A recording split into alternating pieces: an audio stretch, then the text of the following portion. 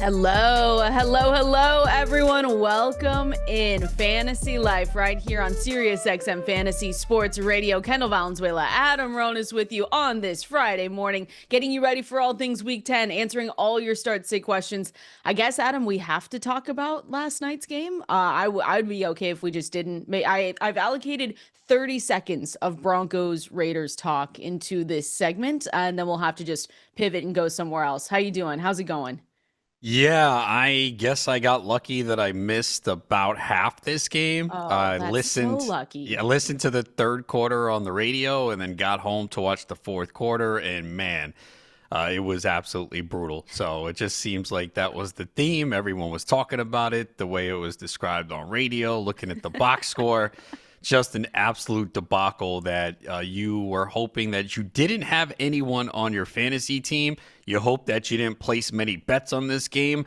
I did place one and it lost. So There we go. yeah, let's just move on from this game. But yeah, look, It was it's so bad. look, these divisional games are just sometimes you get these outcomes. I think too later in the season on these Thursday night games, there's more fatigue, there's more wear and tear.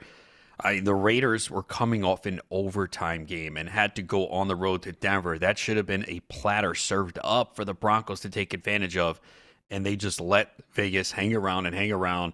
I'm just mad that Denver won. They deserve to lose. And then They did. a few people in my spy pool had Denver, so I was hoping they would Oh, lose. that's why. There you go. Yeah. I get it's a quick turnaround. I get all these other factors. But to me, Adam, when I look at the Broncos right now, and I'll reassess after week 10, they have to be one of the most fraudulent 8-2 teams Oh in the yeah. NFL right now. Oh I just yeah.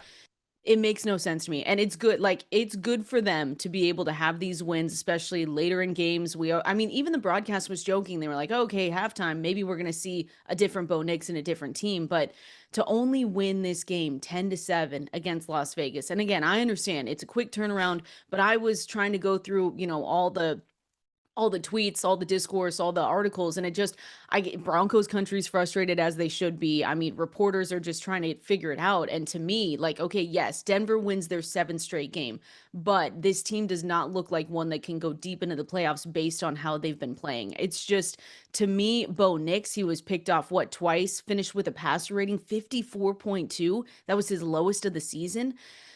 I don't know, Adam. It's just they're focusing on Lutz. He was able to help win it for him with that 32-yard field goal, and the Denver defense did the rest. The Denver defense is amazing. There's nothing you can take away from that from them. I mean, their defense did the rest. They held the Raiders to just 188 yards of offense, and they got to Geno Smith 6 times, I believe they sacked him there. So the Denver defense is one thing, but man, this offense, it was the footwork. I don't know if you went back and watched, but like the footwork for Bo Nix was just all over the place. The play calling from Sean Payton is not there. And overall, just a bad game. Hopefully, like you said, no one started too many players, but we know they did. I mean, Ashton Genty at least got you 15. Troy Franklin came away with 15, but that's how bad that game was, Adam. The highest scoring fantasy players were 15 points, and then it drops to 9.4 for J.K. Dobbins and Tyler Lockett. It was just awful. I disagree with you because if you're in a league that has punting, these punters went off. So Who does that? there's probably You some do crazy. that? No, I Oh, don't. okay. I was like, stop it. There's no. Yeah. Okay. Sorry for But- the punter leagues. Yes. So again, here's another example where you're gonna hear this in the offseason. Oh, Bo Nix finished 8th in fantasy points per game. Let's break it down. Those games, mostly that he came through, came against awful defenses. The Bengals, where he had 2 passing touchdowns and a rushing touchdown. The Cowboys, where he had 4 passing touchdowns. And that Giants game, which was all the fourth quarter, because he was miserable for 3 quarters, where he had 2 passing and 2 rushing. He has 5 games this year where he's thrown for 180 yards or fewer. So it's been very erratic. It's been mostly against the bad defenses. Yeah, he had the game second week of the season where he had 3 passing touchdowns against Indy, but only 206. But there's been a lot of down games here for Bo Nix, and he struggled for most of the year. He's not been impressive. I mean, they got fortunate to pull out a win against Houston last week. They've actually been involved in 2 of the worst games that we've seen this year. Remember that Jets game in London? That was a horrific watch. I'm trying to forget that Yeah. one. So look, you got it. They have 8 wins. No one else does. They have 8 wins. But they have beaten some bad teams. They've taken advantage and won some games late. They've caught breaks. Even in this game, they caught a lot of breaks, penalties, the Oh, for sure. interception that they got in the Vegas zone, and then still couldn't convert that into points. It turned into a field goal.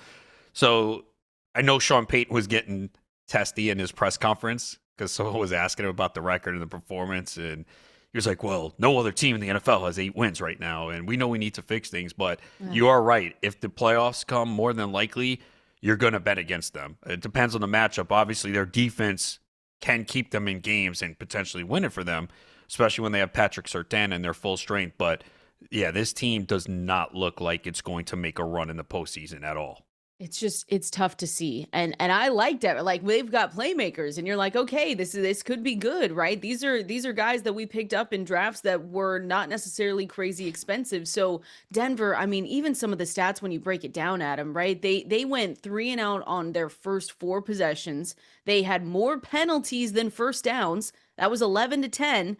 And it's just they had at one point they had a possession in the third quarter that started at Las Vegas's 33-yard line, and that was after I think an interception from Tillman, and they couldn't do anything with it. So it's just it's all these opportunities that just make me sit here and say, what are we doing? So to me, Adam, too, they can get like it's one thing to get 18 points when you go up against the Houston Texans. That's a tough defense, everything like that. But you're playing a Las Vegas Raiders defense that entered the week giving up 333.4 yards per game. That's the 14th most in the league. I mean, they're right there. So frustrating all the way around. Knicks looked uncomfortable. If you have him, you're just in a spot where because of where you drafted him, you probably have to keep playing him, and you're still gonna have good games. You're still gonna have highs. Just the lows are really bad with him. And then I don't know, on the other side, Brock Bowers. I don't know how you can go through a whole game and just not even look his way. That was super frustrating as someone that had him, had to start him. I'm sure a lot of other people had to do the same thing. I don't get that. One reception for 31 yards. I think he only had 3 targets in this game. Yeah, 3 targets, which Perfect. So I don't yeah, Pete Carroll was like, that what are you wasn't a doing? plan. We wanted to get the ball to him. They did some things to take him away. Well, you're supposed to scheme it Okay. up to get your best player the ball. I mean, it's just, yeah, that's brutal because Bowers was coming off like a historic game last Yeah, week. You like felt 40 good. He's points. healthy. All right, cool. He was a must start. Like, if you started him, you Yeah. just, unfortunately, this happens from time to time. But yeah, 1 for 31 for Brock Bowers is just inexcusable. Like, he's got to get more targets. So, just a bad game across the board. And, with Denver, too, people might be like, oh, you're overreacting. It's one game. This has been going on most of the year with Bo Nix. He has not been good. Again, he's taken advantage of some bad defenses, which is what you want to see from your quarterback. But there's just too many of these performances where he's under 200 yards, 1 or 2 touchdowns. Didn't even run in this game. 5 carries for -2 yards. We know he can add with his legs, does have the 3 rushing touchdowns, but it has not been a good second season for Bo Nix overall. Not overall. And it's one of those things where I was looking and I was like, okay, because you said, okay, this is going to be one of those quarterbacks where at the end of the season we say he finishes a QB, blank. But when you look through the stats, you say, okay, at least it's a little bit better than, one Kyler Murray because he's at least strung together good games, good enough games, I should say, Yeah. 13 fantasy points, 25-20. But there's a lot of meat left on the bone, Adam. Like these are games, there are some teams that, yes, they got that win, but it should have been by a little bit more. It should have been done a little bit better. And this is probably going to be one that we highlight there. Again, I understand Thursday night, quick turnaround, but you're at home. The win was a factor last night, but still 5.8 fantasy points. That's a tough way to start the weekend, to start week 10 when we're trying to make that fantasy push. So they play Kansas I City was going to next say, week. so yeah, the 16th, right? Yeah, So this talk and everything can be thrown out the window if they go out and they beat Kansas City. absolutely. We're gonna Absolutely. People are gonna be like, "Oh, Denver's for real now. They beat the Chiefs. Now they're in control Let's of the see it division." though. Let's No, I see it. know they play the Chiefs twice in the next 6 weeks. So get it done. And you know Actually, my yeah. thing. What? No, yes, two Oh times in yeah. the next 6 weeks. Though actually, they have the Packers in Oh there. They yeah. do have the Commanders in Vegas again and Jacksonville, so In it's mixed. Jacksonville. But yeah, look, they're gonna have to. They want to be taken seriously to make a deep run in the playoffs because obviously they're in good shape to make it. Yeah. You gotta beat Go the beat the Chiefs at Chiefs. home. Yeah, go do it. And that's why the other thing is that, hey, they've, the schedule you can say is a mixed bag, but it's just like how we talk about the Colts. They can't help if their schedule is a little bit easier. You have to win where you can, and they've been doing that. So again, they sit at 8-2. There's obvious places that we can poke holes, but they're still, sitting at pretty at 8-2. So let's see them do it against Kansas City. Then they have that week 12 bye. Again, kind of a mixed bag for the fantasy playoffs. They play Green Bay week 15. Jacksonville will be nice in week 16, and then they finish things off at Kansas City week 17. So, Yeah, you really feel good about starting Bo nope. Nix in a fantasy championship in Kansas City? I'm hoping that people that had Bo Nix also drafted, someone towards the end there. He was in that range though, Adam, where I could understand if people just went with Bo Nix. He was near Baker Mayfield. He was near Patrick Mahomes in drafts. So I could also see where they thought that was more of an elite pick and just went with him the rest of the way. So I'm hoping that a lot of people were able to pick someone else up off the waiver wire that maybe they can stream, but I don't know.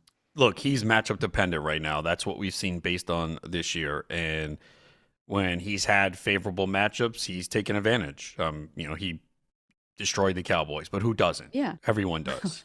We could do that. And then even the Giants game, that was an awful 3 quarters. Like Oh yeah. I remember a friend of mine who's a Giants fan texted like, "Damn, Bo Nix is terrible." I'm like, "Yeah, that's the way he's played this year." And then that fourth quarter, he just made up for it. That's the one that came down to the wire in the fourth quarter, right? No, that's the one where they were down by like 20. Yeah. I don't know what it was. I think that was that. I think that was that. He had game. 2 passing touchdowns and 2 rushing touchdowns in the fourth quarter alone. Mm-hmm.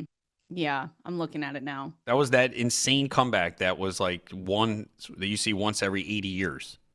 Yeah, it was yeah, it was because it was 26-16 with 5 minutes left in the fourth. It was 26-8 with 10 minutes left in the fourth. It was 19-0 after 3 quarters. It was 19-8. I could just keep going. Yeah. The Broncos scored 33 points in the fourth quarter of that game. All 33 they had in the fourth quarter. Like, that was just a complete outlier that you're just not going to see ever again.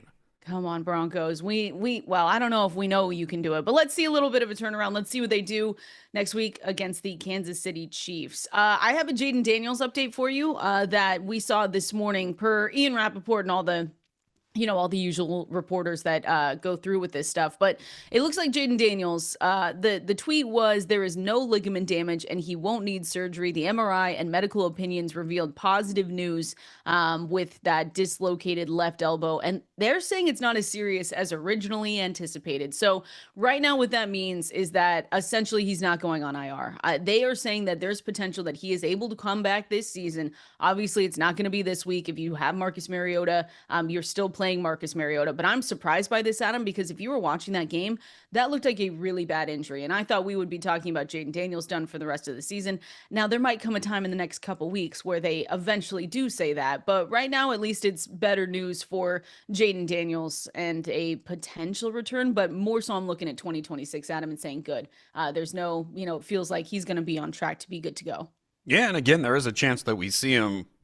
I know a lot of people are like, why bring him back? But, he is a young player that's only played 1 full year and has not played much this year. So, you know how players are. They want to compete. Yeah. They want to play. So if he feels like he's good to go, you could see him the last few weeks. Now, they have a bye week 12, right?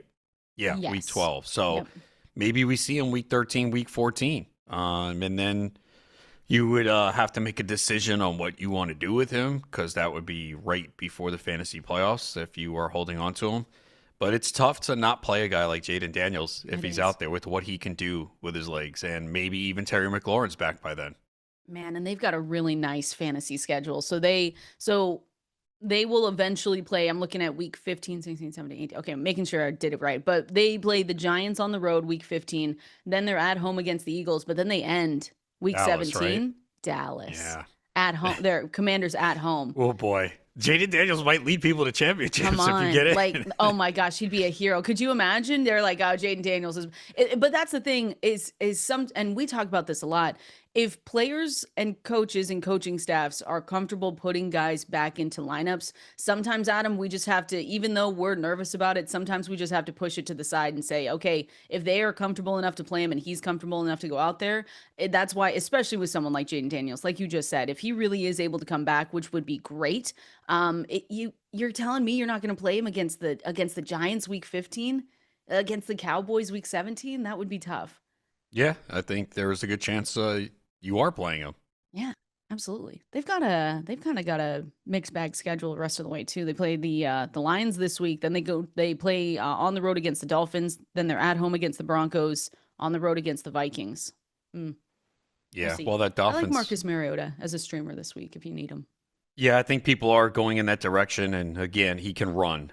He can give you some rushing yards on the ground. They will be playing from behind. I expect Detroit to come out and really put up a lot of Detroit points has to this be week. pissed this Yeah. week, right? I mean, but we said that last week. I don't know. That's going to be a good game. I hope.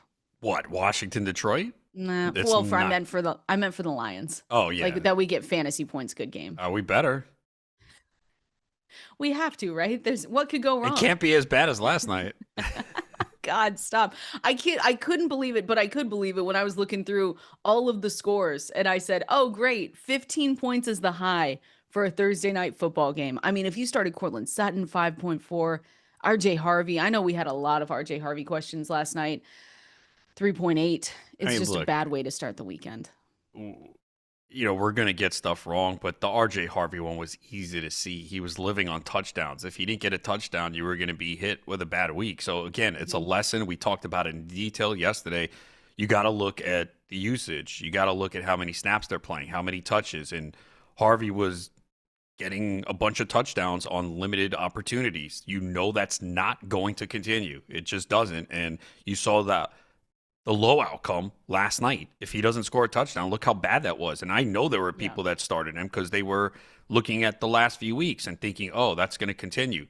And the opportunities weren't there. Dobbins, once again, 18 carries and 1 reception. Harvey had 4 carries and 2 receptions. So, again, very similar to what he did the week he scored 3 touchdowns. I think that week he had like 8 or 9 touches. So it was very similar. He just didn't find the end zone. And you see the absolute floor from RJ Harvey because of that. Yeah. We don't have to talk about the Broncos anymore. I'm sorry, everyone. It was more than 30 seconds. I apologize for that. You lied. I apologize. We will not bring up this Broncos Raiders game the rest of the show. I can promise you that. We are going to bring up, though, some more rankings pieces and our expectations for them going into week 10. Want to go through Jaxson Dart going up against the Bears. And then some of these, not lesser players, but guys that you might be looking to start. A little Tez Johnson here, Juwan Jennings as well. We're going to break down those names and more here coming up next. Kendall, Valenzuela, Adam Ronis with you right here. Fantasy Life on Sirius XM Fantasy Sports Radio. Getting ready to take all or as many of your questions as we can here today at KValenzuela17, at Adam Ronis over there on X is where you can go. We'll open up the phone lines here in a little bit, but I know there's going to be lots of start-sit questions, Adam. Oh my gosh, how was softball last? How rude of me. How did I not start the show with that? Did you win? Yes. Are you good? 11 to 8. So championship game series starts Monday. Nice. Best of 3? Best of 3. 5? Okay, 3. there we go. I wish it was 5. How's the other team? We don't know yet. The other series went 3 games, so they play game 3 tonight. Oh, okay. Mercy rule last night or no? No, 11-8. But cold. I know that. Yeah, my hands and feet were frozen. I would have said, see you guys later. Nah. Enjoy. Yeah, that's what's tricky this time of year. You're going to get the cold weather. We've been fortunate. I mean, this was the first really bad game, so hopefully can avoid a real cold one next week and then time off until April. You can get some of those hot pocket things, right? Not hot pockets. What are they called? The hand warmers. Yeah, no, it's not going to help me. My hands are so cold that those things don't help. Well, I don't even wear gloves in the winter. Okay, what? My hands are always cold. Gloves don't even help. Gloves don't help your cold hands? No. Oh my gosh. I'm going to get you heated gloves. What about that? Yeah. That would help. Maybe that might help. Yeah. Yeah, okay. Give it a shot. We'll figure it out. That and a fanny pack. That's what But you don't even need heated gloves where you live. Me? No, not at all. No, yeah. I'm cold when it was like 68 degrees yesterday. Yeah, you're complaining to us. Yeah, I need a light sweater. It's chilly out. It's 60. We're like, what? It's like 35 it's very cloudy right now. Hey, listen, I know the battles that I can win and what I can't. And the cold, I can't win that battle. I used to live in Cincinnati, though. That was freezing to me. It would get down to 1 degrees. And that's why you left. It was a little cold, yeah. But I would walk everywhere, so it made it worse. Oh, can't even talk about it. I get cold thinking about it, Adam. But I'm glad you won. Glad you won yesterday. We're going to go through rankings, some more rankings here going into week 10, some risers, a little bit of fallers here, and our expectations for them going into the weekend. Can we just, Jaxson Dart? I don't think we've broken down this game yet today or just this week's so far, but Jaxson Dart, we've had the conversation of is he a QB1 the rest of the season? And I've been ranking him pretty close to that mark, I should say at least, because he's averaged what 22.4 fantasy points per game as a starter. And that's looked pretty good. He has a rushing touchdown in all but one of his starts, though. But that's the thing with Jaxson Dart here, Adam, is that we know that he is going to give us a little bit or some with his legs. And so that's what makes him a big difference maker here. This week he gets the Bears. So they've allowed the second most passing touchdowns and seventh most fantasy points per game to opposing quarterbacks. This looks like a really good matchup for Jaxson Dart. Yeah, and again, he has that high floor because he's giving you the rushing yards every week. And the Bears actually have been giving up some rushing yards to quarterbacks this year. Mm-hmm. So it is a good spot, and he certainly gets it done, even though he does not have the greatest surrounding cast. And he continues to produce. So I know I actually am starting him in a league, actually for the first time this year, because I have Dak Prescott as my other quarterback. He's on bye, so rolling with Dart this week. First time you're starting him? Yeah. I guess with Dak, yeah. That would make Even though sense. he did outscore Dak last week, I wish I would have made that start, then I would have won. That's a nice problem to have. I will say, so if we're on this game, what about Wan'Dale Robinson? Does he get a little bit of a boost up? We've talked about Jaxson Dart here, of course. So he's my Jaxson Dart, by the way, my QB6 this week. Rest of the season, he's definitely going to be, to me, inside the top 12 every single time that I go and look at him. But what about Wan'Dale Robinson? So Malik Neighbors, we remember, season-ending knee injury. But now when we look at Robinson, he has the team-leading 26.8% target share. He's averaged 13.3 fantasy points the past 5 weeks. And actually with this matchup, I saw a breakdown of it, but a lot of Robinson's fantasy production has come out of the slot. It's at 77% has come out of the slot. And the Bears going up, they're one of the worst defenses against slot receivers. They're giving up an average of 22.2 points or something like that. Something along those lines. It's not necessarily good. So I think Wan'Dale Robinson's definitely an upgrade this week as well. Yeah, he's been producing too with Dart at quarterback. Again, he doesn't have the highest ceiling because of the lack of touchdowns, but the target share has been there for him. And there's been an occasional throw downfield as well, because we have seen games of 84 or 95 yards in the last 4 games, which we never saw last year. Last year was always like 8 for 38. It was like similar in that range, but more like last week, though, where he had 9 for 46 and 11 targets. But we have seen a little more big plays from Robinson. He's got receptions of 34, 35, and 23 recently. And we didn't see that at all last year. So, yeah, I think he's in a good spot in this matchup against Chicago. You know who I spent all that money on and haven't started yet? Slayton. In the GST, you still haven't started him? No, you didn't start him like last week or these bye weeks? No. Wow. You are this week, right? I am this week. Yep. Okay. So maybe he finally pays off for you? Probably not. No, it's like lighting money on It'll fire. be like a drop touchdown or a bad offensive pass interference call. I mean, that's what's happened to him. He had a drop touchdown last week. Well, and then he got injured. Then you didn't. I spent that money. I think he was out for 2 or 3 weeks. Yeah, was a hamstring, right? Hamstring, yes. Or 2 weeks. And then he got 4.6 against San Francisco last week. Not bad. 5 receptions, 62 yards, but 11.2. It would have been a 100-yard day with a touchdown if he didn't drop it. Tell me about it. And then the game against the Eagles, he had, was that about a 60-yard touchdown that they called offensive pass interference on him, which I thought was a bad call. 2 for 26. Yeah. So again, he's just been like 2 plays away from having massive games, and instead you're looking at 4.6 and 11.2. I'll just hand you $300 next time. Next year, I'll be like, here. Sending it right now. Light it on fire.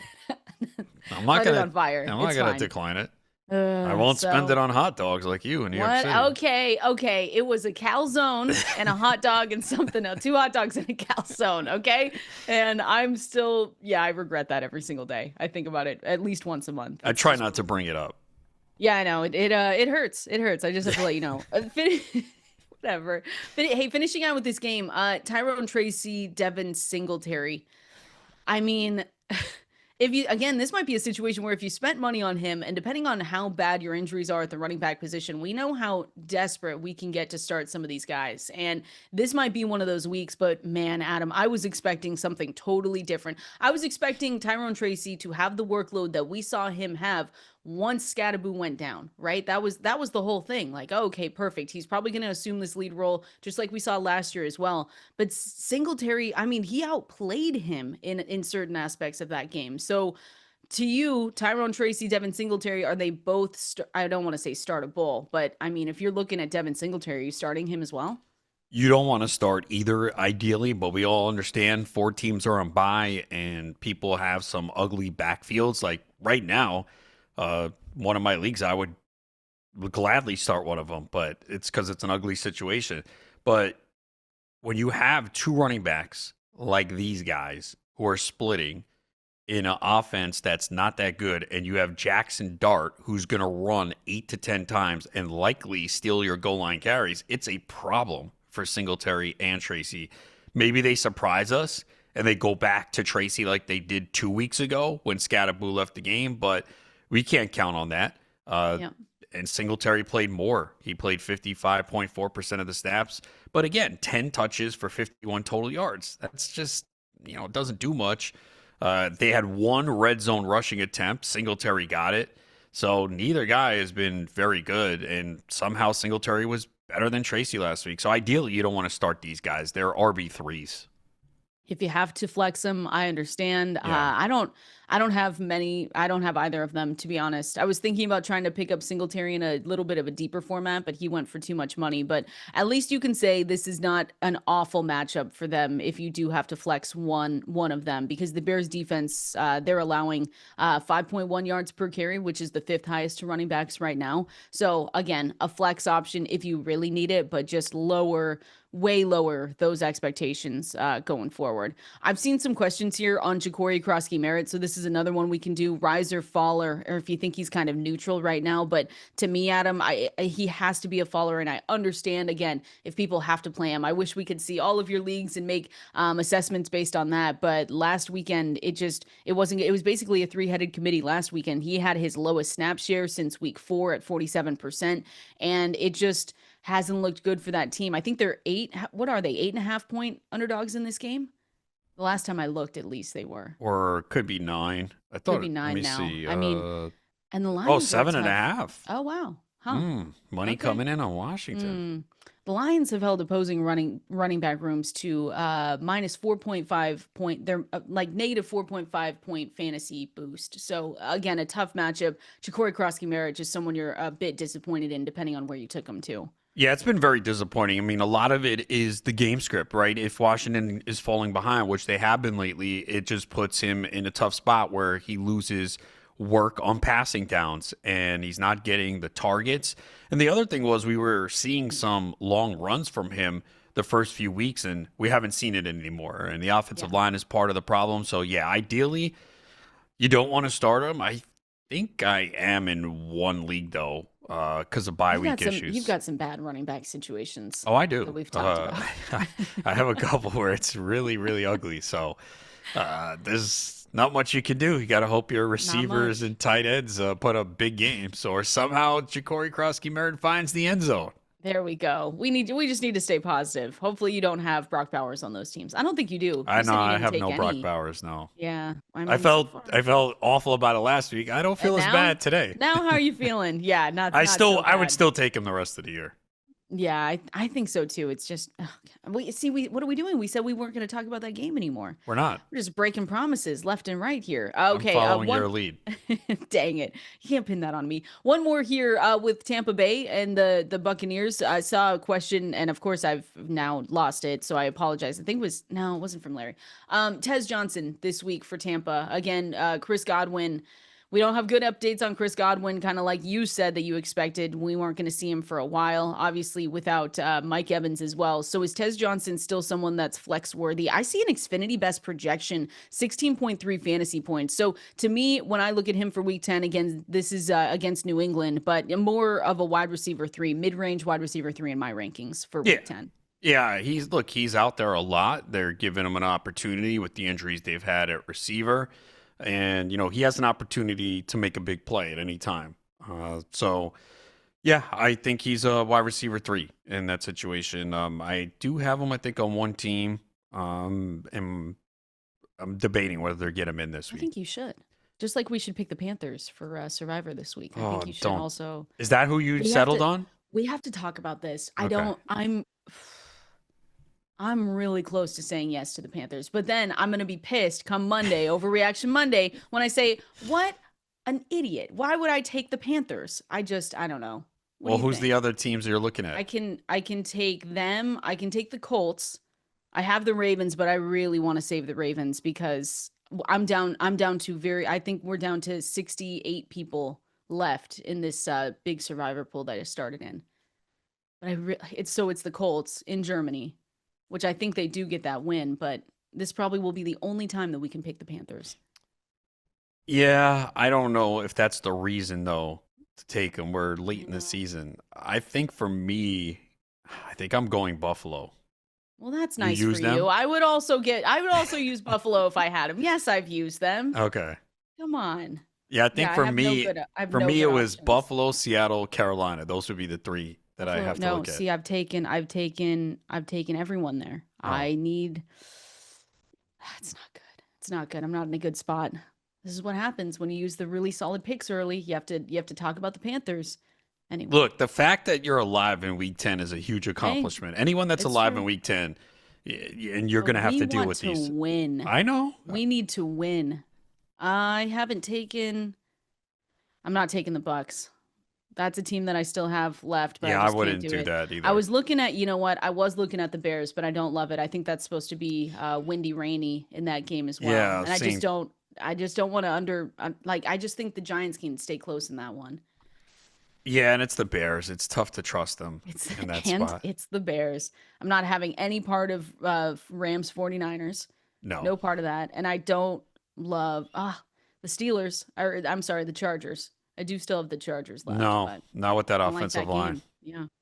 We'll break it down. We'll figure it out. We'll just keep talking about it throughout the whole show. So who are you going? You're going with the Bills then. Yeah, I There's no think so. reason. Yeah, there's no reason to even mess around with that. The Bills seem like the very obvious Hey, choice. I'm if they jealous. lose to Miami, I'm just gonna be like, hey, what are you gonna do? Yeah, what are you gonna exactly? What can you do in that situation? Speaking of, we've got some big Week 10 questions. I want to talk about Puka Nacua's health here coming up. Garrett Wilson and his return. What our expectations should be with him, and then a few more of these guys we're gonna break down here coming up next.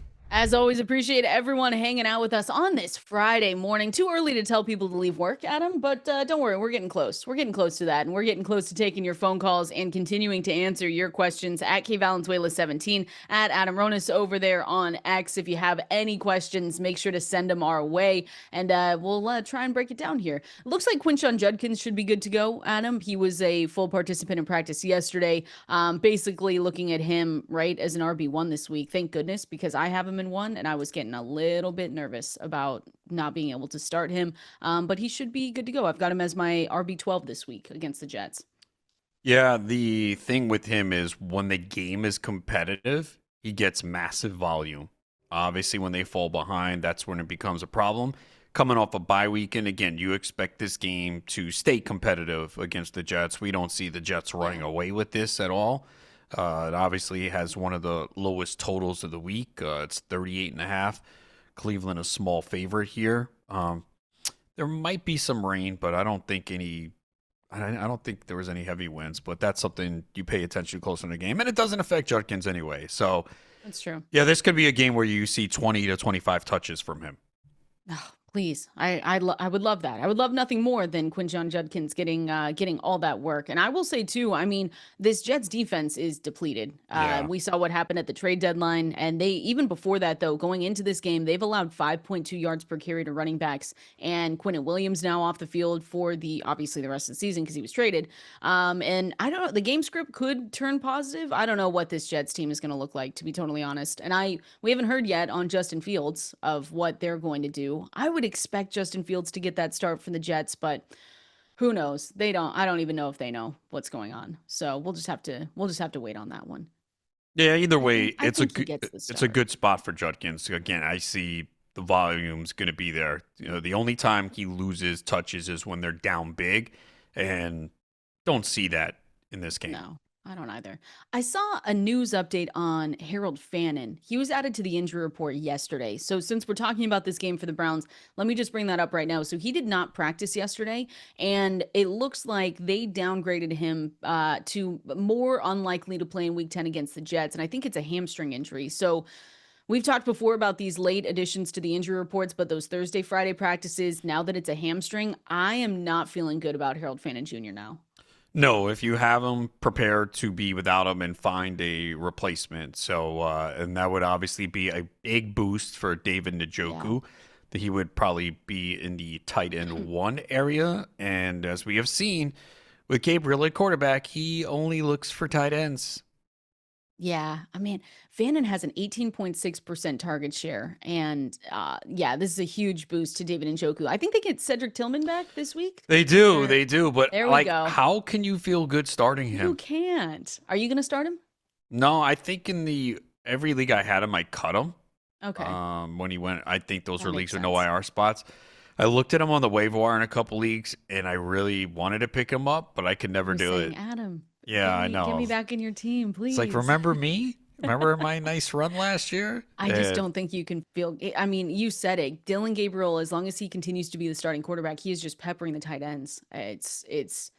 I don't know if that's going to change with him in there. So I'd be careful if you do have him. If you have to start him, we understand it, but yeah, that'd be it might be a little bit brutal on that one. The last one here, it looks like Puka Nacua is healthy, good to go. Obviously, if you have him, Adam, you're starting him, but it's just been a question of how healthy is he actually. I will say I think Sean McVay is pretty straightforward with some of these with all these injury reports. He's one of the only coaches that we can trust to a certain extent. So we know that Puka Nacua went down with that rib chest injury. And yeah, Sean McVay said that he should be good to go to play on Sunday. So if you have Puka Nacua, obviously, you're going to have him. He's probably going to be in a ton of DFS lineups, and you just have to go that way. But Puka Nacua, that was a good update for him. Yeah, so you feel good about that, and I see that Sean McVay has duped you. Now you believe Why? everything he says, and then he's going He's to come usually out. pretty I good. I know, looked but at the he Coach Speak just Index. he's reeling you in, and then he's Yeah, well, gonna he's gonna better get you than in a Pete key spot. Carroll. I mean, I've just been burned so many times by like Pete Carroll, Zach Taylor. I still think about that. Remember that Zach Taylor game where he told us T Higgins was good to go? I Yes, played T Higgins everywhere. He was on the sideline for I think all but 2 minutes of that game. What was that now? 2 years ago? I still I hold that think it against was. him. Yeah. Yeah, so I do trust him. Puka Nacua, my wide receiver one. JSN, I was so close to JSN, my wide receiver two, because he's It's just so you know good. it's so funny like those rankings like when you're talking one two I three four it know it doesn't doesn't matter but matter, people but people still. will say like people are commenting on like overall rankings and it's like oh how could you have this guy here it's like really you're comparing Chase and Puka Nacua like does it make a difference come on guys I'm relax. sure. I'm sure your rest of season rankings sometimes get difficult when you have Yeah to they can. line them up. Yeah Yeah, Devontae Adams, my wide receiver six. So I know. I've got two Rams. I know. He just keeps scoring touchdowns though I and don't think it's gonna stop. the yards haven't been good though. I mean look you're not complaining if you have him but there's going to be a game where he doesn't score a touchdown and he's going to have like 5 for 35. Well, not this week, please, because I'm starting him everywhere. Well, The everyone is rest of the starting him way, I'm gonna everywhere. start him everywhere. Yeah, I just Eight need. eight touchdowns on 36 receptions. What could go wrong? Nothing, as we What could saw with go R.J. wrong? Harvey last night. Stop. Matthew Stafford, mid-range QB1 this week in week 10 too. I like he's just I don't know, the first half of the season for him too is passing yards per game sitting at 269, 2.6 passing touchdowns per game. That team has looked really good. So I'm hoping for a good game from both of them going into this weekend. We're going to continue on. Want to talk through defensive streamers here and maybe make sure I've got the right survivor pick. I've seen a couple of questions now that we've talked survivor, Adam. Let's break it down because we're not all as lucky as Adam to have the Bills to play this weekend. We're going to do that coming up next. I've got an update here for you, Adam. Fanny Pack Mafia said insulated fanny packs help keep the hands warm. Maybe that's what you need to do. A warmed fanny pack. I need to see you in a fanny I'm not pack. wearing that on a softball Why? field. Athletes do it all the I don't time. I don't think care. they're fanny packs. Whatever those things are. You could Yeah, be just like the athletes. yeah. Okay, I don't fine. need it. Whatever. It's not that All right. bad. He's just going to complain about being cold. You said it was really bad. It was definitely the coldest game I played in this year. Then again, actually, some of the games in April are actually worse It's so Ooh, windy early in April on the yeah, East and Coast. chilly. Yeah. All those games are always at night too, right? They're never No, in the morning. those are Oh, morning games. So obviously the night is the worse. morning. What time in the 9 morning? a.m. Ooh, on Sundays. wow, you're awake? Oh, I remember those. Yeah, Yeah. I mean, you look, have to I'm go take a awake nap. for the Sunday show that I do That's here, true. 7 a.m. Eastern, That's true. or You the got to give you Fantasy Life Game Day show. Me and Gene Clements, everyone go check it out. 7 to 7 10. and 9 a.m. 7 Eastern. to 9, 7 to 10. Well, that'd be a long show. Streamers, we're talking streamers here, and then survivor picks. I listen, if you've got any of the good picks like Adam does, like if you have the Bills, you're taking the Bills, right? I mean, Stop! that has to be Don't the do largest this. spread of the week. They have to be the most favored team, right? I think it What's the was spread on eight that and a game? half. Oh, really? I thought it would be more than that. Is that the largest of the week? It actually is. Yeah, Wow. it is a This is a divisional game. this is a tough survivor week, I think I mean, personally. look, as you go along, they get tough because you have less options to choose from, and you see you're looking at some divisional games, which you usually don't like to pick. You tend not to want to pick road teams, and Buffalo is on the road. I mean, look, Buffalo needs They're to win gonna to be keep pace. fine. Okay, it's 9.5 now, Buffalo on They heard you. DraftKings. They heard you talking about it. Yeah, and So, then the Detroit game is 7.5. well, okay. Yeah, so those are the two. I'm listen. I have to do what the Panthers are 5.5, right? Home favorites. I think someone heard you talk, and they just put a Oh big bet on the no. Saints. No, I'm just Ugh, kidding. I'm Five and a sick. half, Okay. minus 250 on the money line. I listen for everyone that has to do it. I'm right there with you.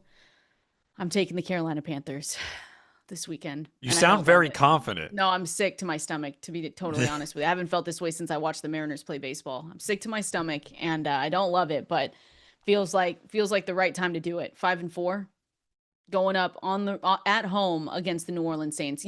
I just have to hope that Rico Dowdle has another good game, because even last week it was the tough Packers run defense, and Dowdle was still able to give us 130 yards, 2 touchdowns, 25 carries, had 11 yards on 3 targets. So he's scored, what do I see here? 28 plus fantasy points in his past when he's the lead back in Carolina, it looks like. So I just have to hope, because you know who it's not going to be getting them that win. Usually it's not going to be Bryce Young. So Oh no, definitely I'm not. hoping for a good Rico Dowdle game, and then going forward, they get that win. Or Look, the else I'm going to be Saints have really sad. lost 3 straight games by double digits. They've lost by This is 12, a good get right 20, game. and 24. Ugh, I'm sick. I don't feel great about it, but that's just what we have to do. If you're looking at defensive streamers, Adam, are there any defenses that stick out to you that might be, a little less rostered than most? I mean, Carolina, 2%. You want to go that way? I mean, I I actually would, don't think yeah. that that's bad, to be honest. Absolutely. They're no longer one of the worst defenses in the NFL right now. No, I think they are in the conversation. I think I might have picked them up this Oh, week nice. too, because there are a lot of leagues where I am streaming defenses and picking up a new one. I think Cleveland as well. They're coming off a bye. They could be available. It's against the Jets. Trying to think who else. The Bills. I think the Bills are. Jacksonville Oh, okay. against Houston. What about Baltimore? I was Would you gonna be say looking at Baltimore? that's funny. I was just gonna bring them up and say, like, Yes, are best we, friends. because they've been awful this year, but they're This getting might be the better. time.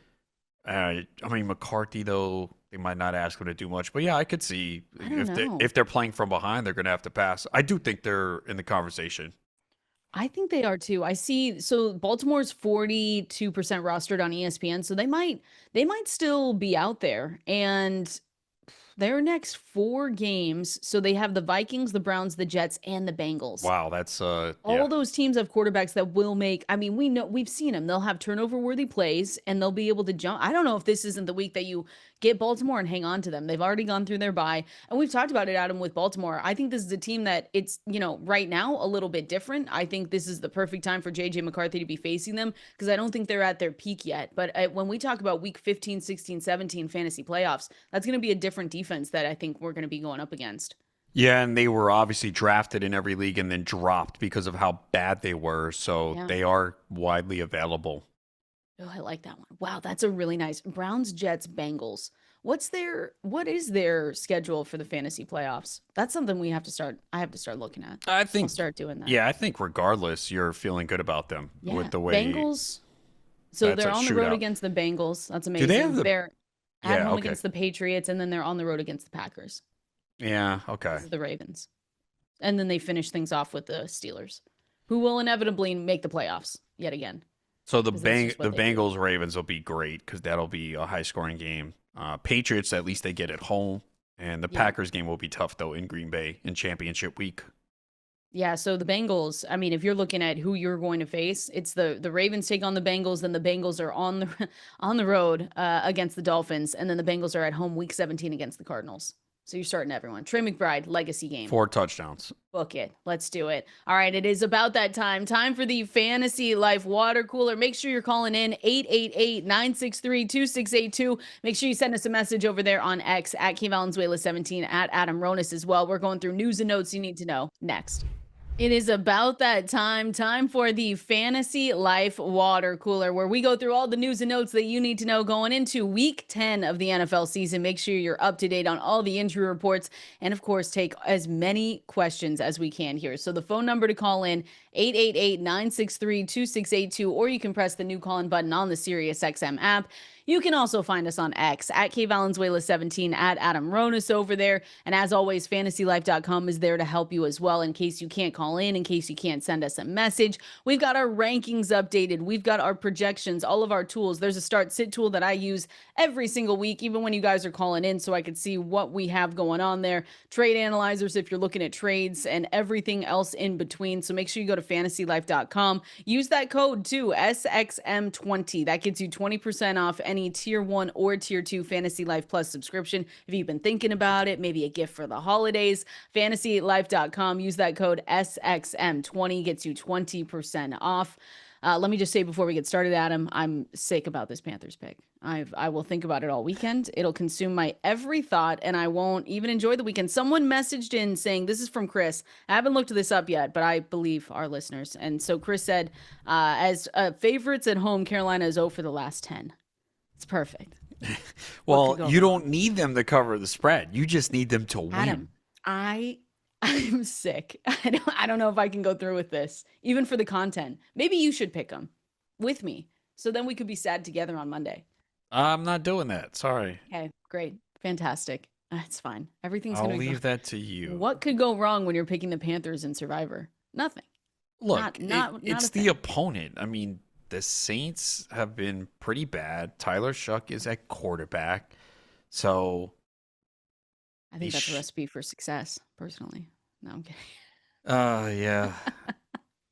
Whatever. Actually, Anyways. okay. So they failed to cover the spread in 10 consecutive games as a favorite over the past 4 years. They've lost each game straight up, too. Why would you say that? I'm giving you the facts. You know what? Take. Why are you going based on history, though? Isn't it a different... What are you talking about? It's not different. The Saints have one win this year against the Giants. Well, it's about to be 2. Oh, now you... I don't know. Maybe I might... I don't know what I'm going to do. I don't know what I'm going to do.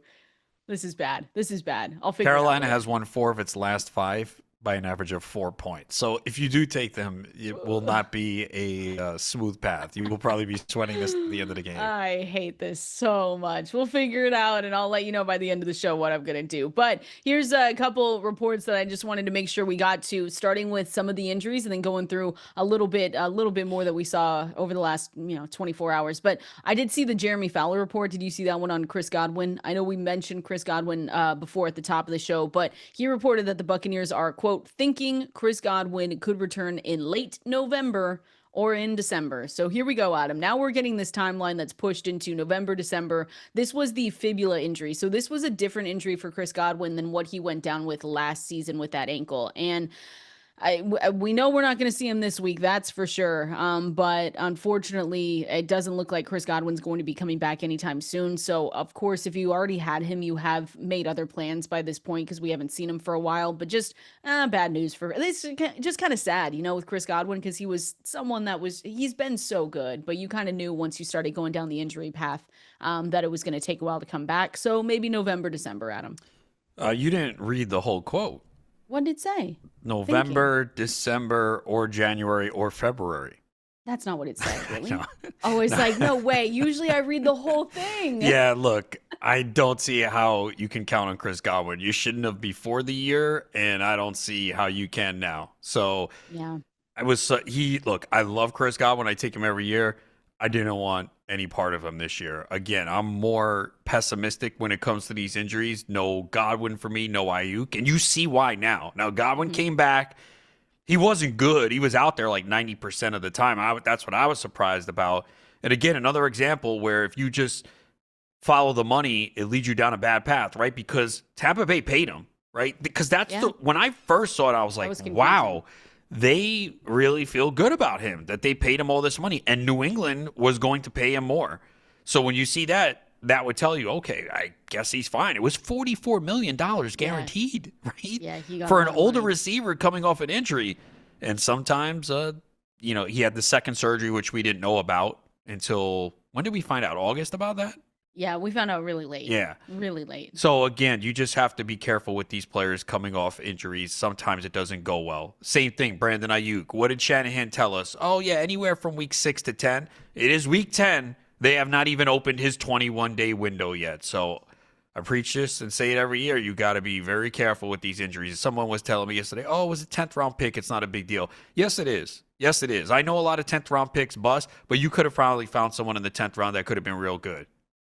Yeah, and you just want to give yourself the opportunity to do that too. That's the other part of it. So yeah, I mean Brandon Ayuk, I don't even they said he's not close. So this could be his whole season. That was a bad injury, and so it'll be more interesting how we talk and look at him for next season. But that's in 2026. So we just have to make sure we've got the right players on our team now. So again, not a good update for Chris Godwin. We know also that it looks like we're not going to get Bucky Irving. That's one that's going to be killer because we've been without Bucky Irving Since for week how many 4. weeks? Yeah, He how hasn't many played weeks since week now? 4. I don't It's know, bad. 20 feels like. 20 the whole year. I mean, It's coming off a it's bye and he's bad. not good I to know. go. Oh man, this Coming is off a bye, not good to go, and now going into week 10 without him against New England. I hope we get a better update on him going forward because they've also been kind of I'm sure they've said things, but it's the foot shoulder injury, so it's two injuries in one that we're just waiting on. So yeah, and Rashad apparently White. the shoulder is worse, is what they're Well, saying. because the shoulder was the one that we learned about on like a Tuesday or a Wednesday because the reports were that he hadn't told medical staff about it yet. So, not that that's his fault. I'm just saying that that's why we hadn't talked about it earlier, but yeah, it's just brutal. So, I mean, I guess here's the thing that you do know: if you have Rashad White, we don't want injuries, but you know that he is the next man up in that situation. We've seen him before. He's going up against the New England Patriots, and they have given up the fewest rushing yards to running backs, 3.1 yards per carry. They've allowed just 2 rushing touchdowns to running backs as well. So a tougher matchup, but again, if you have him, you're more than likely starting him. Now that you bring that up, because the What? Patriots have not allowed more than 50 rushing yards to any running back That's this what I'm year. saying. I'm interested They to. have one of the best run defenses in the I want to NFL. see what Rashad White's rushing prop is. They probably set it You gonna too go low. You gonna go under? Oh Or you go yeah. over? Oh, it's 43 and a half. Mm, I don't think he goes over. I think they he's allow yards after contact at the second lowest rate, yards before contact 10th lowest rate, and explosive run rates at the lowest rate in the NFL. yeah. Wow. Even Bijan did nothing against them. I mean, Bijan though has not been getting a lot of rushing yards lately. They have injuries on the offensive line. Bijan, The yeah, Falcons. Bijan has been interesting. I saw he has like his EPA per designed rush attempt is just like bad right now. The thing is though, he gets it done in the passing game. Like last week when I wrote something up about him, I said. No, I think it was the week before when I've been talking about the Patriots, their run defense, and I was like, next up, Bijan Robinson, but don't worry about it. He's going to get it done in the passing game. And he did. He had 8 It's catches true. for 50 yards on 10 targets. But yeah, Bijan Robinson the last 3 weeks, 40 rushing yards, 25 and 46.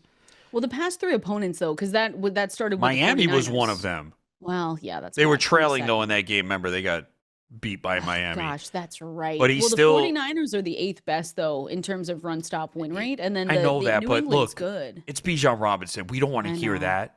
He Well, was a listen, top then 3 you better pick. not look at the strength of schedule. He's got the second toughest rest of season fantasy running back schedule. Again, it's Bijan Robinson. We're not like at some point you start your stud running backs, Well, but I didn't realize this because I do have him in one. Do you know how many total touchdowns Bijan Robinson has this year? How many? I actually don't have him anywhere. What's your guess? 5. 4. Ooh, That is bad.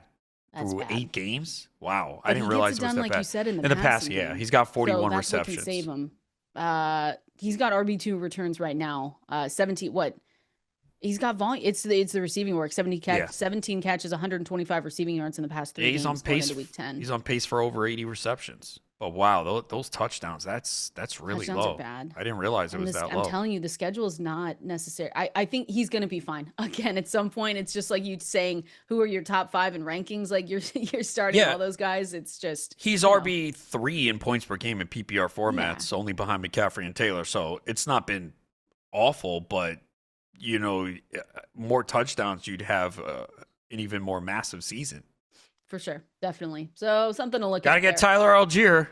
There we go. Oh my gosh, don't say that, please. 888-963-2682 is the phone number to call in. I see a few of you on hold here. We appreciate it, and we will definitely be getting to you. So did the update on Chris Godwin. Wanted to just go through more injury reports here. So Saquon Barkley was practicing in full, and so it looks like he's going to be good to go for Week 10 against the Packers. Just hold on to Tank Bigsby if you have him, especially in those deeper formats, because that groin injury, you just never know what's going to happen. Puka Nacua did practice in full yesterday, so it looks like he's going to be good to go. Okay, Ramondre Stevenson did not practice yesterday. We'll obviously have to wait, see what it looks like over practice today. But again, it would be one Travion Henderson week and Terrell Jennings if we didn't see Ramondre Stevenson again for Week 10. That's what I think Terrell Jennings, like flex option if you need it. Yeah, I mean, I'm starting him in the league, but that's because I have Well, you terrible. have bad running. Who are But your running backs in that league? Can you tell us? come on. Come on. Really, we're having a good show. Fine. You want to? We already started off in a depressing manner talking about Broncos Adam, Vegas. Now you wanted me to bring up my picking the running back Panthers backfield? this weekend. You know how sad I am about this? It's not good. I just wanted to know. Okay, while you're telling us that later, Harold Fannin Jr. also, that was a big update yesterday. Hamstring, did not practice. He's on the wrong side of questionable. So if you have Harold Fannin Jr., just prepare to be without him. If we get better news at him, that's great. But you always want to, in these situations, prepare for the worst. And then if you get better news, that's awesome. Then you can go ahead and start him. But he was not out there. And then the last one I saw was that DeAndre Swift did practice in full yesterday. So maybe we get DeAndre Swift back this week as well.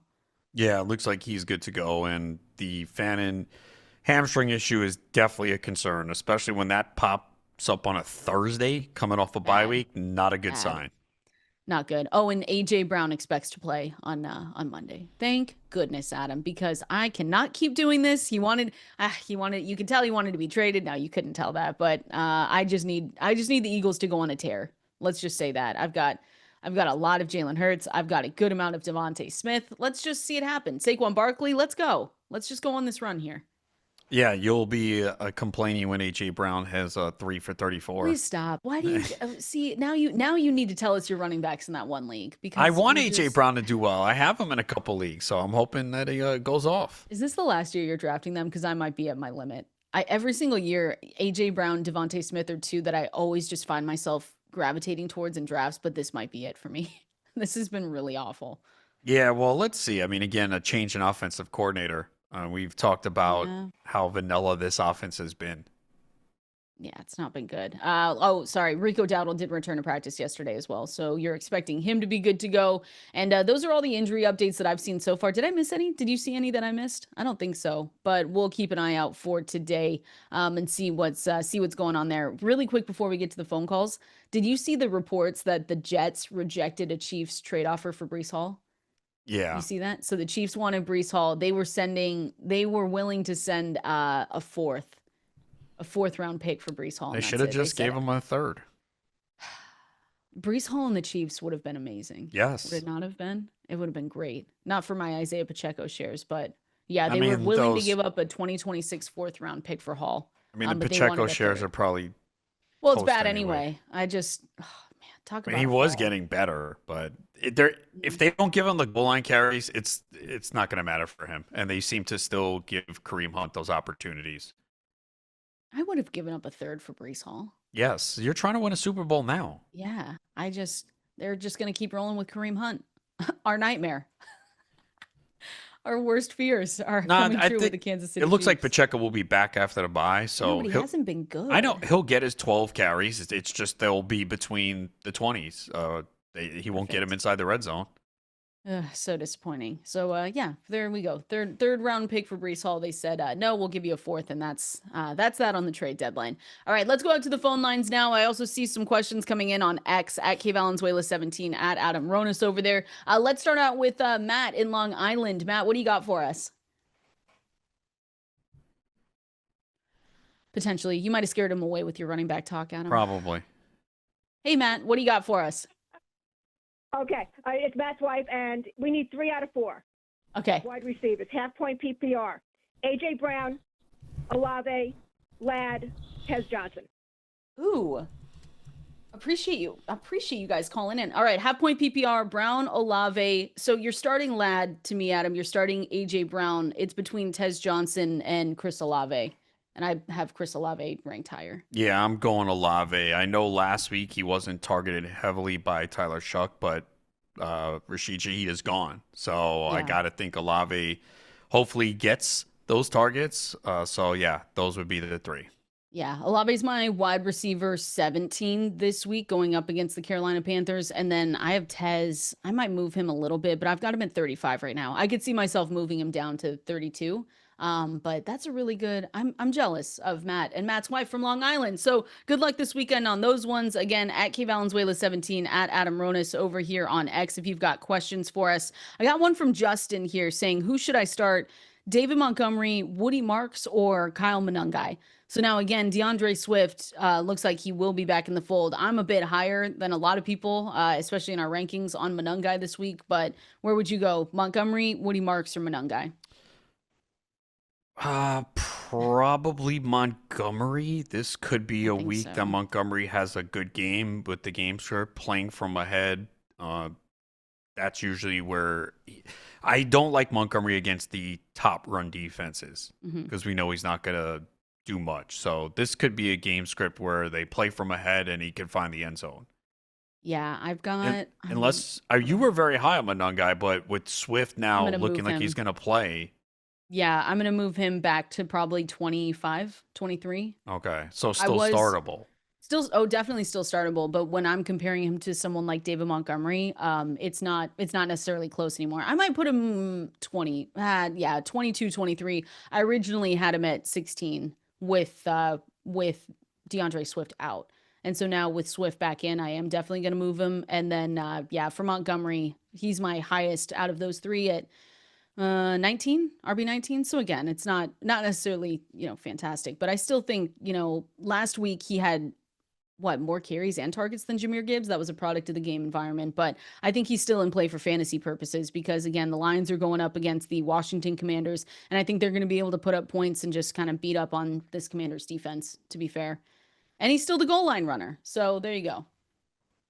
Yeah, to me, again, Montgomery is matchup based on the opponent and the game script, and this one looks like a favorable one for him where he could score a touchdown this week. There we go. I've got, I see another message here saying, I'm going Carolina too. They're home. Weather is good. Saints are very bad. Let's go. What could go wrong? I'm going to bring this up the rest of the show. They have to break that streak at some point, right? They have to. Yeah, I'm sure it's not going to be the week that I pick them in Survivor for a lot of money, but that's going to be fine. Matchup highs and lows. That's what we're going to go through.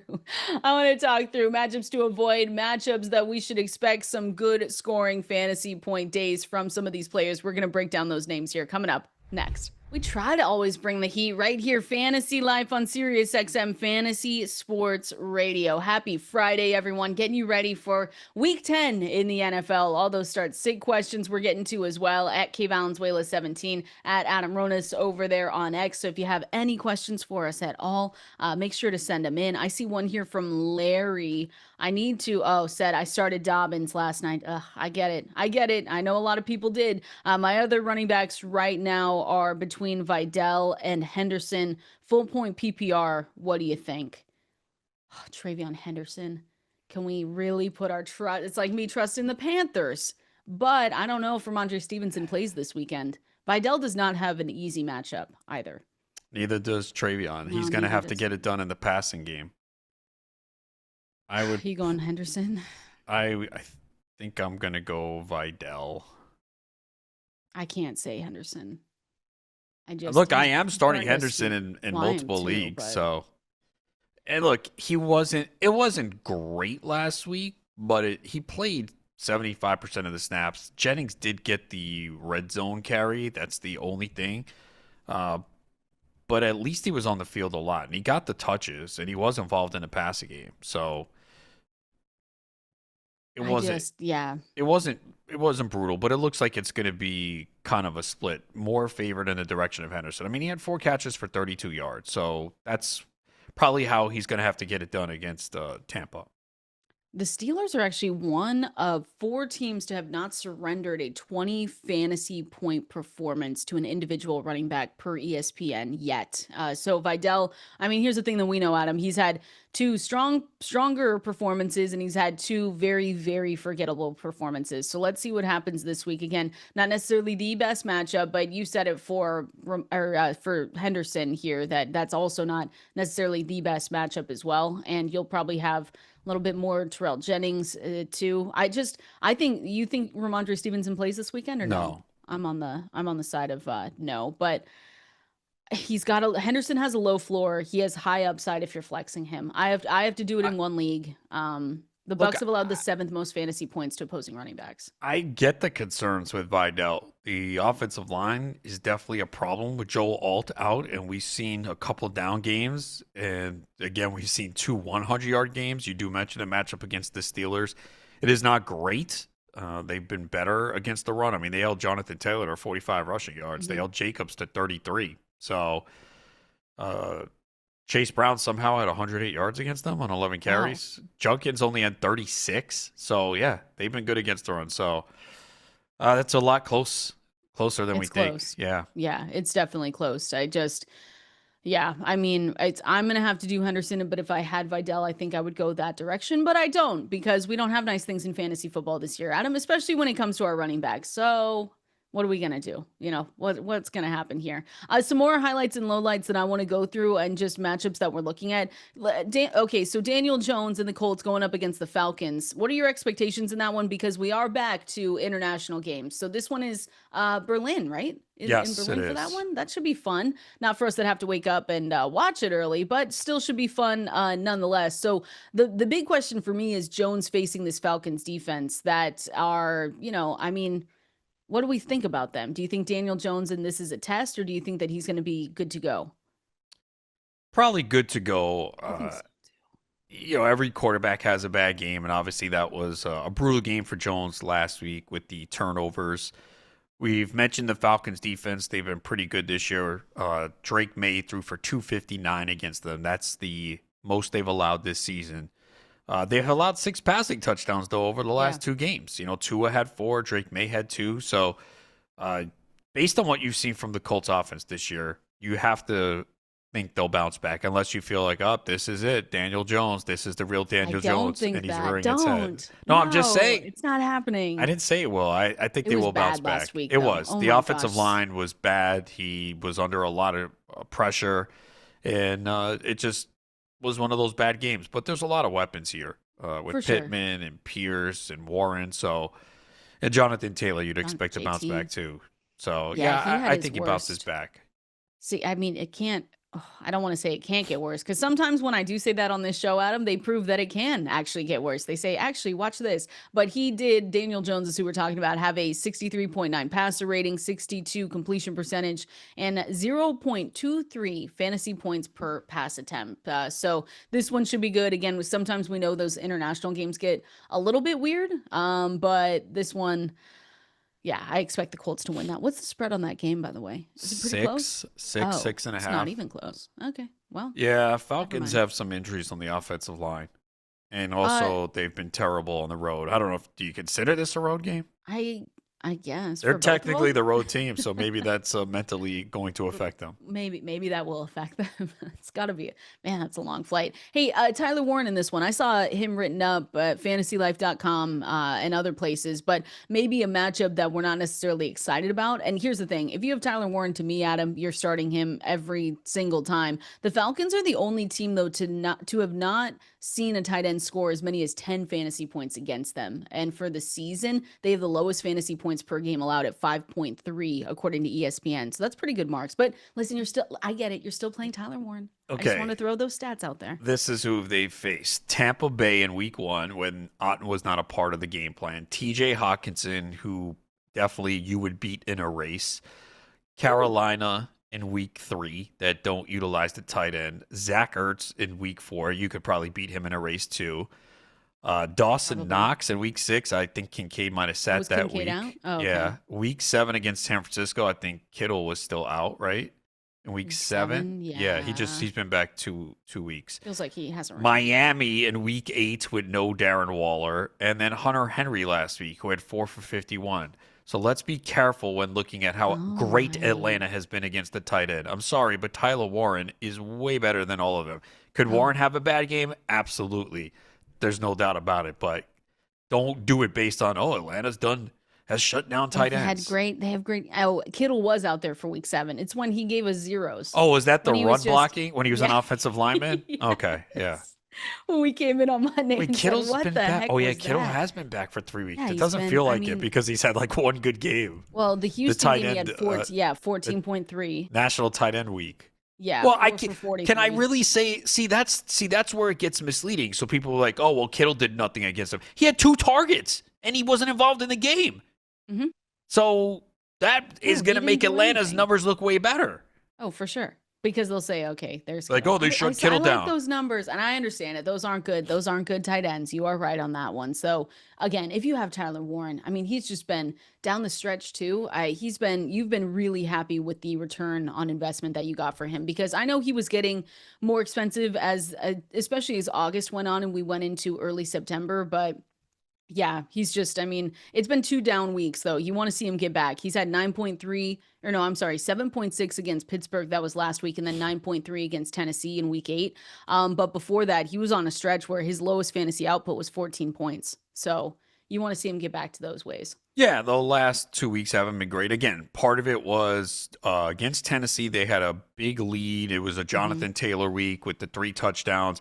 And there is competition for targets because you have Michael Pittman and Alec Pierce has emerged. They're taking shots to him deep. You have Josh Downs. So it's not like he's going to get 8-9 targets consistently every week. And that's the one issue. And, you see it now. Like, right, he had 3 straight weeks of a touchdown. It's great. The last 2 weeks he hasn't scored. And you get, 9.3 and 7.6. Again, for a tight end, you'll take that. That's a decent floor. But you would like to see him perform and get those double digits in PPR because it looked like he was on pace for like a great season, and he has slowed down just a little bit. Yeah, just a little bit. It's but I think he gets back to it again. Tougher matchup for Daniel Jones. I think this is one of those big games though, Adam, where we look and say, you're right. Is this what kind of Colts team are we getting? Because last week it wasn't good. I still think they're going to be fine, but this will be the game to show that. Hey, last one here. Where are you at with Michael Penix as a streamer this week on the quarterback side? I will say he's probably he's not high in my rankings this week. I think you could have better options with JJ McCarthy. If Sam Darnold's still out there, Mariota, I'd start Fields, Brissett ahead of him. I have him at 21, QB 21 this week. Yeah, the one thing is the Colts have a lot of passing yards. Part of that could be they were playing from ahead and teams are passing against them. But they, do have Sauce Gardner that they should have this week. He passed his concussion test, but I think anyone who leaves the Jets and goes to a new building, you automatically pass your concussion test. He looked up. That was a quick test. He saw the record of the Colts and he said, yeah, I'm good. I'm good. My head doesn't hurt anymore. That has to be so exciting for someone like him, where you're just on this organization that just, I'm sorry, Jets fans, it's just like a spiral. And then you go to a team like the Colts that are obviously trying to win now at 7-2. Like, that has to be so fun for him. I'm excited to see that. Yeah, any player. Yeah. You wake up, you go from like a 1-win team to a 7-win team in first place. That's got to feel great. So. Yeah, look, Penix has been very erratic. He's had a few QB1 performances this season, but it's tough to trust him. It is definitely tough to trust him. And again, you can find our rankings at fantasylife.com. That's where we have them all updated going into week 10 of the season. But yeah, I've got him QB 21 this week. Oh, Mac Jones. Is Mac Jones playing this weekend or is it Who? Brock Purdy? Stop.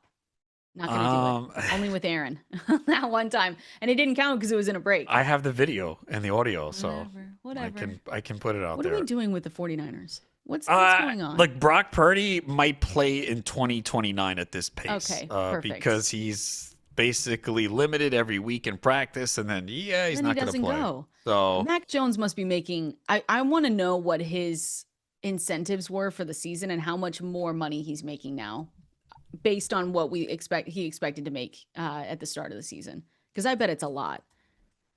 Yeah, based on just is. Games played. It has to be, right? I would think so. Look it up. But yeah, I don't know. Yeah, it says he's already unlocked a $400,000 incentive. Nice. There we go. And I'm sure there's more. I'm sure there's more. He's been playing all season, so I'll keep an eye on that. Oh, he gets $100,000 for each win after. What? Yeah, now? he got starting now. He got $400,000 for his fourth win, and he gets $100 for each win after that. Oh heck yeah, he's gonna be out there like we're gonna see the best Mac Jones we've ever seen. That's good crazy. For him. Yeah, $100,000. Wow, I heard that's what you get in softball too.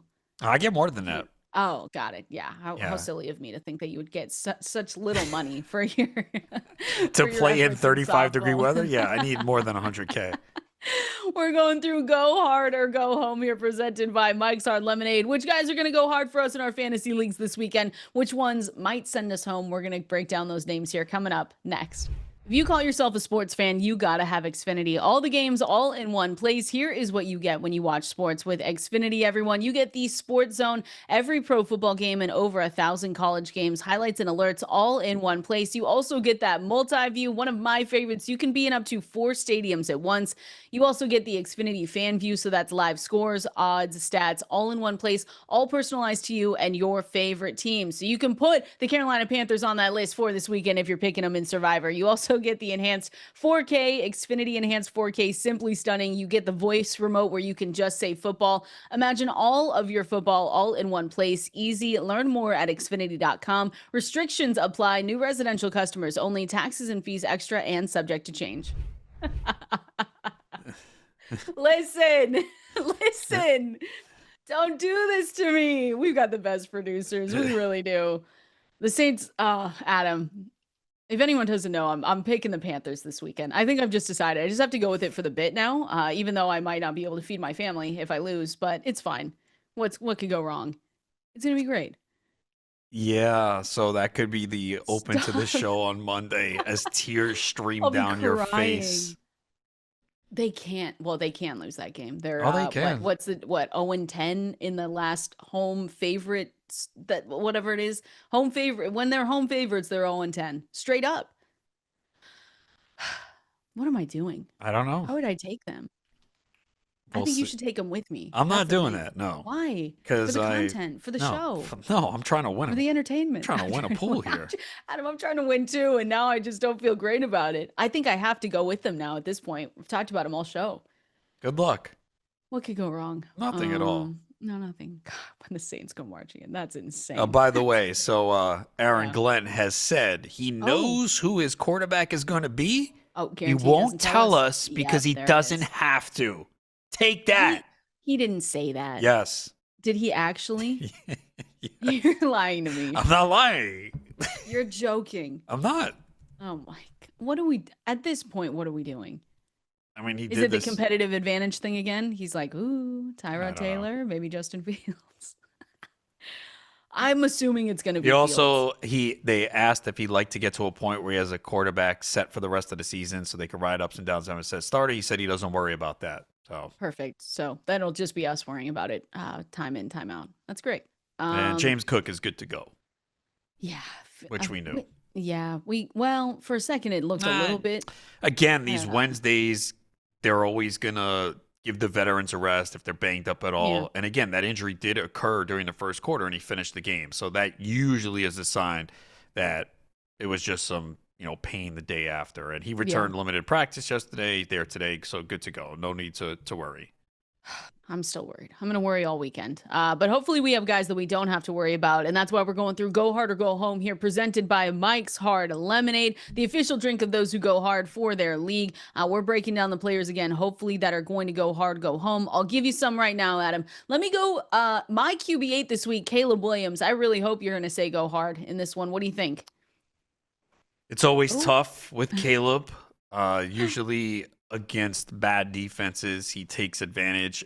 Even though he put up big numbers against Cincinnati, he wasn't great in that game. There's decision-making and accuracy issues still, but this is a bad Giants pass defense. Yes. So I will say go hard this week. I love that. Yeah, we don't get the game that we got last week every single time, but the Giants have allowed the 6th most passing yards, 4th most fantasy points per game to quarterbacks this season. So that's what I'm looking at here. I'm looking at Caleb Williams. You have a couple of leagues with him, don't you, or just one? Just the one at least 2 that I do have. And you've probably been starting him the whole time, no? Lately, yes, because the other quarterback in that league is Justin Fields. Oh, yeah. Yeah, you're well, at least you have Caleb Williams there. Sometimes at least you have Caleb Williams. It's been good so far, depending on the week, but I am a little worried about the upcoming schedule. What I was just going to say, I was just typing it in. So they're Vikings, at home. Steelers the next 2 games after. Well, and then the Eagles, Packers. Yeah. And Browns after that. Woof. Yeah, I don't know what I'm going to do there. Yikes. Well, that NFC North is so tight right now. All those teams 5-3, 5-2 for the Packers technically, and then the Vikings, sitting at 4-4. So we'll see how it goes. That could be a good run out. All right, go hard or go home. Devontae Smith and AJ Brown. Devontae Smith and AJ Brown. One going hard, one going home. What do you think? It's always tough with these guys, and going up against Green Bay. Pretty good defense, but I'll lean go hard for both. There we go. Because I'm starting both of them, right? That's why. Yeah, that's why. Exactly. There we go. Look, they're challenging because you pretty much have to start them every week. You understand that there could be a low floor game, but the one thing is we have seen Hurts pass the ball more, and it's a condensed offense. It's those two and Goddard, and that's really it. Yeah, no, it's not necessarily pretty, but no. Especially with AJ Brown. Oh my gosh, it's just been awful. Okay, go hard or go home, Khalil Shakir. Someone that we've talked about the low ADOT, we've talked about everything else, but this Buffalo Bills team are playing against the Miami Dolphins, sitting at 2-7. We know that this team is really bad, and so I think when did they play them earlier? He scored. He had a touchdown, 14.5 fantasy points against Miami. So what do you think here? Go hard or go home? What is go hard for Shakir? 12 PPR points? Yeah, that's the case. Flex fine. option. Yeah, I mean, it's a good matchup. The biggest concern is do they jump out to a big lead and not have to pass much in the second half? But look, you know what Shakir is. Doesn't have a high ceiling. He's productive. If he gets into the end zone, it's a good week. So yeah, I think he can get you 12 points in a PPR. So if that's the barometer, then yeah, go hard. There we go. Last one here. Go hard or go home for one. DK Metcalf, Steelers on the road against the 6-3 Los Angeles Chargers this week. What do you think? DK Metcalf is such a tough one. I'll say go home. It's tough to trust him right now. Yeah. He had the season low 2.6 fantasy points last week, and he's been held to single digits in 2 of the last 3 games. And so now the Chargers, they've allowed 1 touchdown to out wide receivers, I should say. And he runs 8. That's where he's at 85% of the time, according to ESPN. That's not great. He is a difficult one to project every single week, though. He has a 19.6% target share. He does get red zone targets. It's just, it is a tough matchup. Yeah. Chargers have been good against receivers, so it really comes down to him scoring a touchdown. Because, again, the volume is not what we hoped at all. Like, I thought he would get a 25% target share in this offense when you look at the lack of receivers. Right, yeah. And we're not getting that. So that's what's led to some disappointment. Again, he's wide receiver, it looks like 27 in points per game in PPR formats. See, and to me, that's disappointing. And I know relative to where you drafted him, it might not be, but man, some of those lows are really low from DK Metcalf. We Yeah. saw it last week. That was his worst game, obviously. Well, And then yeah. another game he had 8. Every other game is double digits, but it's mainly due to touchdowns. He's got 5 touchdowns, like 29 receptions for him 11, in 8 12 games. fantasy points. I mean, He's his averaging less highest than this 4 receptions per game. How is that possible? here. Let me give you this start sit question from Ted. So DK Metcalf or DJ Moore this week? Full point PPR. I do have DK Metcalf ahead of DJ Moore. Yeah. Look, DJ Moore last week, Cincinnati. I mean, he does have another good matchup, but He does. you have Colston Loveland. You know Rome Odunze is going to get targets this week. I mean, come Yeah. on. We all know it. Like, he's going to catch a pass on the first drive. I mean, he might be the Has first to. target of the game. I know he came out and said what his dad said is not his thoughts, but it's obviously a topic. It definitely is. It definitely is. So appreciate you sending that in, Ted, that question. More questions if you need them answered from us at Valenzuela17, at Adam Ronis over there on X. We're going to go through our favorite flex plays. We're going to talk more about maybe some picks that you could make this weekend. We're going to do all of that for week 10 here. Coming up next. Oh, I love this song. It is Friday. Congratulations. You've made it. Pack it up. Pack it up. Go home. You've done enough. I know that you guys have worked so hard this week, so just go ahead. Go ahead. Go meet Adam for lunch. Oh, doesn't lunch sound great? Yes. Sounds amazing. Oh, I'm hungry. What are you getting to eat today? This is what happens. You know, on that's a Friday. good question. I don't know. What are you Usually I'm feeling? prepared, like right after the show, and I know. I Yeah. don't know what I'm getting right now. Okay. All right. What Well, about we'll have you? to figure that out. I don't know yet. I'm going to go on a walk, shockingly. Really? Beautiful out. Yeah. Wow. What has It's gotten really into nice. you? I know. Going to go get a coffee. I mean, Go I for a walk walk. every single day. Well, this It's- is my day off. So I'm Oh, ready. is it? Once the Yeah. show's over, you Once don't the have any work show's to do? over. Yeah, exactly. So I Okay. usually like to take advantage of that on Fridays. So we'll figure it out. But everyone else can go home too. 9 a.m. Just don't show up to work. No, I'm just totally kidding. Show up to work. But you guys are gonna crush it this weekend. We've got just some of our favorite flex plays, and I saw some other questions that I wanted to make sure we got to here, Adam, before we get to the end of this show. And as always, fantasylife.com is where you guys can go and check out all of our rankings, our articles. Our articles are 100% free. Use that code SXM20, gets you 20% off any tier 1 or tier 2 Fantasy Life Plus subscription. And go and follow our YouTube channel. We're putting all of these shows on there so you can see us and our bright and smiling faces every single day, just like Adam in his costume for Halloween. So make sure you go subscribe, like, and anything that you can do to support us. We would really appreciate that. So our favorite flex plays for the weekend. Let me bring up Christian Watson. Are you back in? You going to Christian Watson this weekend for the Green Bay Packers? I know most of the time when we're talking about Packers receivers, it's really been Romeo Doubs so far. Obviously, Tucker Kraft is one that we don't get to talk about anymore because he is out for the rest of the season. But you have seen at least his usage trend up for Christian Watson. Do you think he's a good flex play this weekend? Yeah, it's a tough matchup against Philly, but he's looked good so far, considering that he just came back off the injury, and there's opportunity there for him as well. Matthew Golden did put in a limited practice yesterday with that shoulder injury, but he has done nothing. I mean, Watson played the second most snaps among the receivers last week. Obviously, Romeo Doubs is in the 90% range the last few weeks, but Watson went 56% his first game back and 66% last week. So, yeah, it's definitely looking good for him, and you know they're always going to take a shot or two deep, and if he converts it, you know, that could turn into a good fantasy day. Yeah, I mean, that's exactly what I was going to say. He makes maybe a big play or two this week, and then he's able to kind of give you the flex appeal. You know, when we talk about these flex players, we're not saying 20 fantasy points. We're good with 10 to 12. Of course, we want more, but that's usually what you get out of some of these guys. So I think Christian Watson, if you have him, Aaron Jones. What about Aaron Jones this weekend? Nope, not going to do it. You're not going to get me with him, even though you have before. If he's able to go, where do you put him in your rankings besides being ahead of Jordan Mason? Because obviously that's how that would work. Yeah, you're feeling better about him, especially his involvement in the passing game. So it looked like he was taking over the backfield last week. Yeah. And if that's the case, then if he's going to play 70% of the snaps and be heavily involved in the passing game, he's in that RB2 area. Jordan Mason. Defense. Yeah. Yeah. Yeah, Jordan Mason probably still the goal line back, though. But it's tough to just rely on that.